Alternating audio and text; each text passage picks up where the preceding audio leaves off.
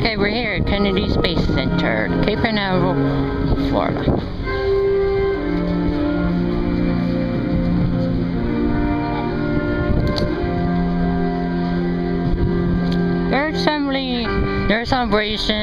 They're celebrating 50 years.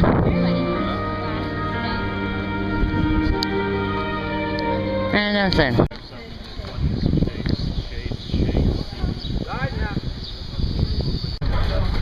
Guess what, guys? There's a farm over there's back. I'm on a bus. I'm on a bus right now. Gonna tour the space shuttle. Good afternoon, everyone. Welcome to tour operations here at Kennedy Space Center. We want to help you along today by giving you a little bit of information. And first of all, you're going to 2 locations. Out of those 2 locations, you spend as much time as you like at them. That's entirely up to you. Whenever you decide that you want to move on, you'll find that buses are moving every 10 to 15 minutes.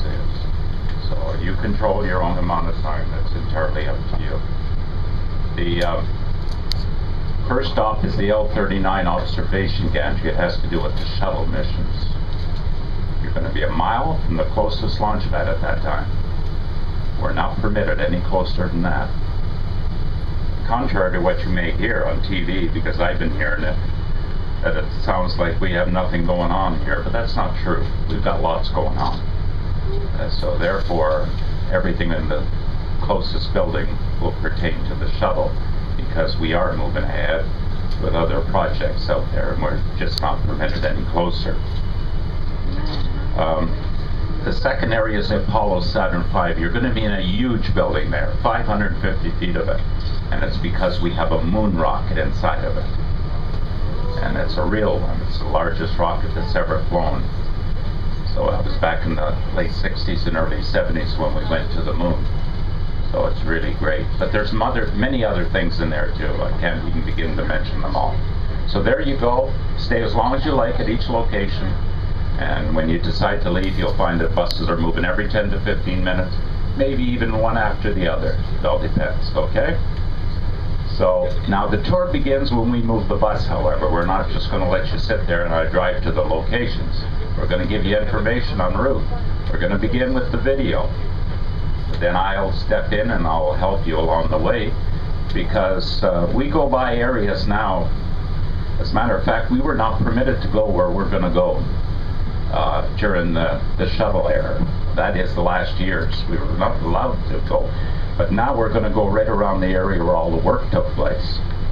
And this way I tell you what took place in the buildings, and I tell you how we assemble the shuttle. Now by just telling you, you'll look at the equipment and I'll tell you how it's done. So this is great. And the Space Center bus can go left down and left back up. For over half a century, Kennidy Space Center has been the crown jewel of American spaceflight. From the first flight of experimental rockets, Right, when I do it, it's a glare. So let's look out the window. This NASA center remains a national landmark and global launch leader. Kennidy Space Center is part of the Cape Canaveral Spaceport, which also includes the adjacent Cape Canaveral Airport Station. Launches from the facility first began with the flight of a modified V-2 rocket on July 24, 1950. 13 years later, the John F. Kennedy Space Center was created in honor of the late president and his quest to reach the moon. I believe that this nation should commit itself to achieving the goal before this decade is out of landing a man on the moon and returning him safely to the Earth. On July 16, 1969, the President's vision was realized as Apollo 11 lifted off from Launch Pad 39A and landed on the moon only 4 days later.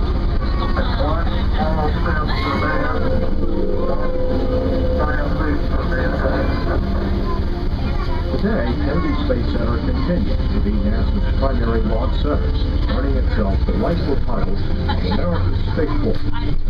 Whether sending robotic rovers to Mars or hauling modules to the International Space Station, Kennidy is the point of departure for many of NASA's greatest missions.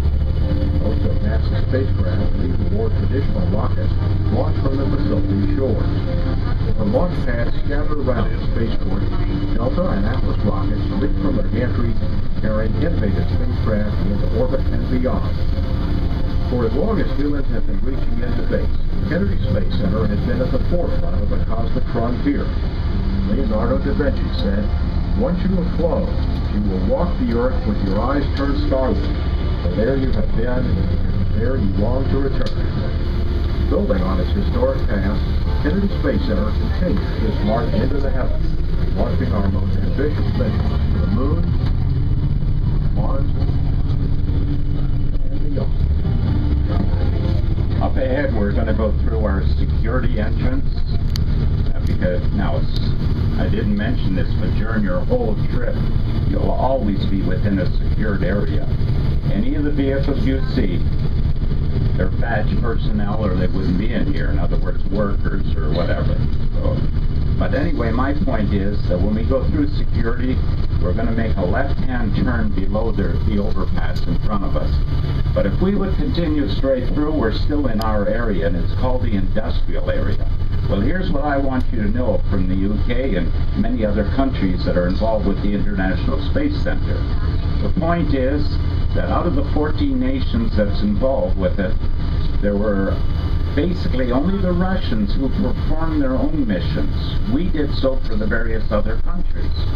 So what we used to go in there, and we went in what we call the International Space Station Processing Facility. You used to be able to look right down below at our scientists and technicians working in a clean room. Now, in short, what happens is, it was the last stop for all the components that were taken to the launch pad for liftoff to be made part of the International Space Station. They had to go through this area if they lifted off from our two pads. So this is why we used to go in there. But as you probably are aware, the station is completed now, so we no longer go in there. But it's just like a little town in there. The astronauts live over there when they come with us. Along with our processing facilities, we have headquarters. Bob Cavan is our director here in Florida. We have the Central Communication and Relay Station. We have so many other things in there. And as you see, look across there, like a little town. They even have their own zip code. So.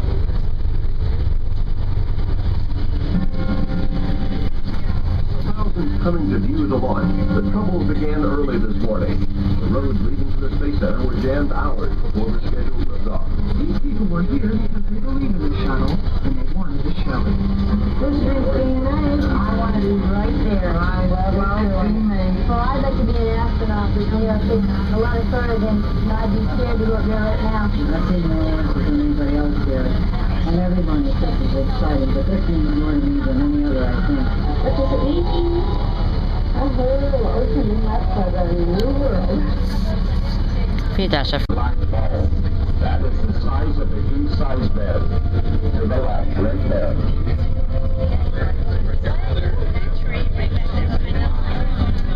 You can see it on the return trip as well. This is Zoom because beside our driver on bus 30. Right under the Eagle Nest. And sorry to use the Zoom for industrial. So the building. And a sleeve brings it down and has made it to the fuel. Once it's attached to the fuel, it's called the shuttle. That's how we identify it. From the orbiter, you've heard it called an orbiter, you've heard it called the shuttle. That is the difference. Then they bring the crawler over that transports it. It goes inside the building, picks everything up, takes it to the launch pad, and the launcher platform is put on pedestals and used as the liftoff base. So the platform has to come back after every mission to surface. See the building to the right with the blue objects in front? That's where we manufactured those heat shields. That's the tile that saved the orbiter from extreme heat when it would re-enter back into our atmosphere. If we didn't have those heat shields, it would break up just the way the big orange external tank does. You see, by the time the fuel is spent on the external tank, we're in space. It's designed to complete the journey. Well, by that time, we're in space. It's too late to save it. Once you jettison the tank, and it begins to fall and return back into our atmosphere, it simply breaks up and burns from friction and the fall. So for every mission, we have to bring in a new external tank, but not the solid rocket boosters. They're refilled, as I said, in Utah. Here's the rail they come in from the East Coast Railroad. This is all our railroad. They take them into the first building. That's where they begin to service them.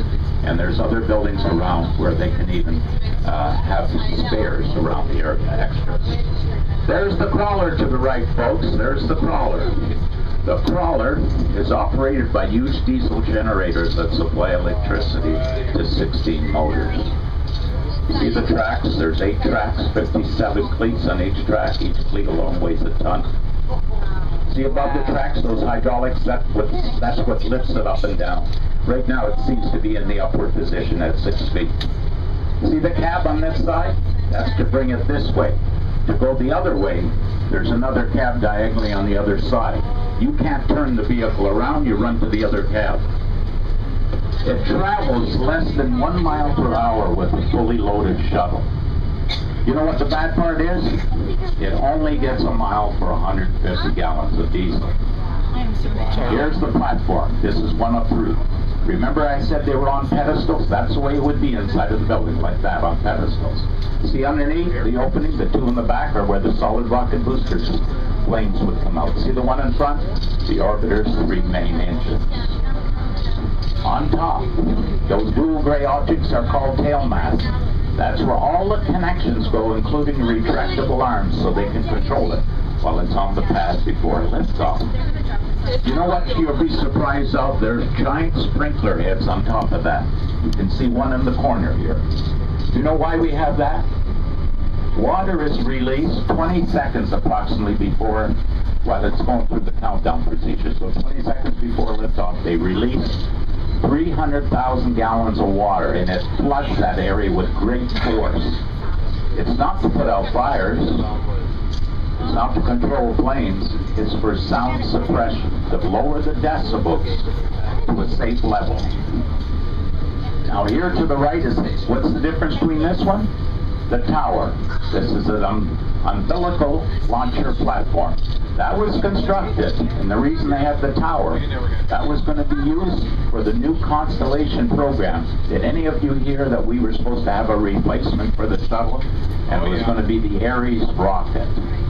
It was going to be with the Orion capsule, but they canceled it.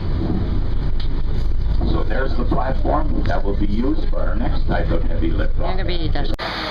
Okay, let's just get off. Now we're getting to the launch complex observation entry.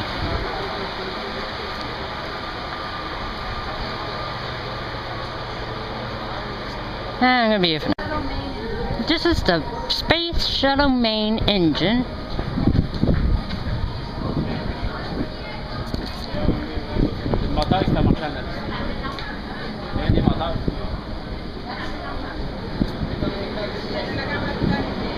And that's it. This is their control room. As a summer here at Kennidy, they still plan to go ahead with it. To send 3 men to the moon and back. I'll repeat that. To send 3 men to the moon and back. Mom.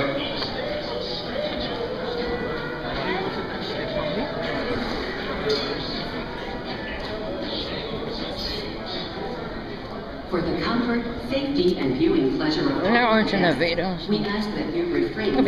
Hey, what have you been waiting for? This is the space shuttle. This is a space shuttle.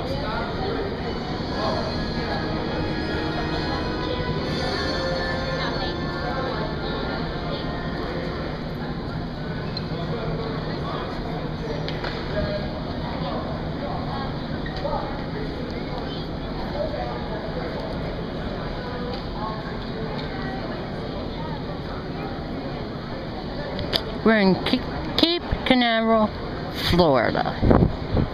Got 2 more days before my trip back to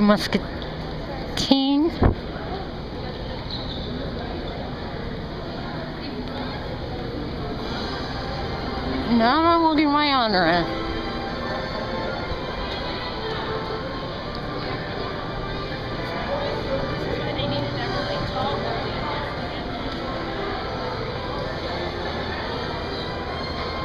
And that's it.